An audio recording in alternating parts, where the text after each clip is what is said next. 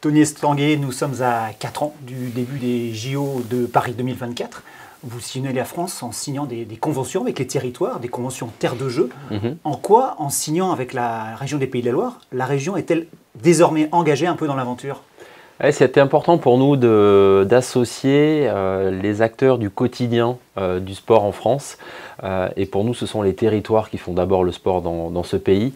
Et donc, on avait envie, pour la première fois dans l'histoire des Jeux, d'imaginer un dispositif pour associer l'ensemble des territoires. Et donc, effectivement, à partir d'aujourd'hui, cette région, Pays de la Loire, est enfin officiellement une terre de jeu 2024. Et donc ça veut dire qu'à partir de maintenant et pendant les 4 prochaines années, on va travailler ensemble pour mobiliser l'ensemble de la population sur ce territoire, les associer à l'aventure des Jeux, leur faire vivre quelque part la magie des Jeux de l'intérieur, mais aussi faire en sorte que dans les écoles, dans les quartiers, dans les associations, on développe petit à petit l'importance et la place du sport dans la société.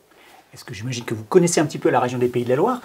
Qu'est-ce qui vous fait dire que ça va être un bon candidat qui va répondre aux exigences de Paris 2024?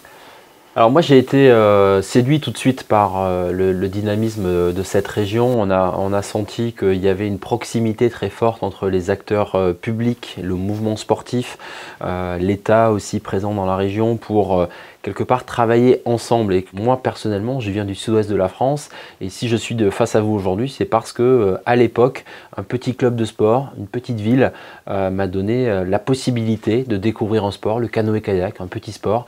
Mais c'est ça aussi la magie de la France, c'est qu'on a une vraie diversité sportive, on a des territoires incroyables. Ici, cette région Pays de la Loire, il y a cette diversité, à la fois la côte atlantique, mais aussi les terres. On peut pratiquer des sports collectifs, des sports individuels, il y en a pour tous les goûts. Et c'est ça qu'on a envie de promouvoir. J'imagine que c'est un peu tôt pour le dire, mais est-ce qu'on a une petite idée de ce à quoi va ressembler les Jeux Olympiques en Pays de la Loire dans 4 ans? Alors, cette région est candidate pour accueillir les épreuves de football, donc on sera fixé normalement d'ici la fin de l'année 2020. Voilà, quelque part, on espère pour Nantes notamment de pouvoir accueillir au stade de la Beaujoire les épreuves de football.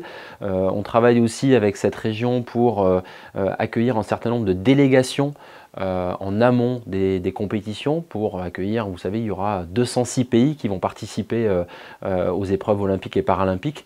Et donc, on identifie des centres de préparation des Jeux.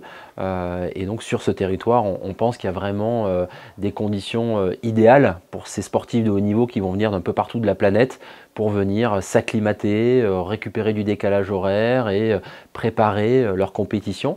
Donc on travaille aussi sur ce levier-là.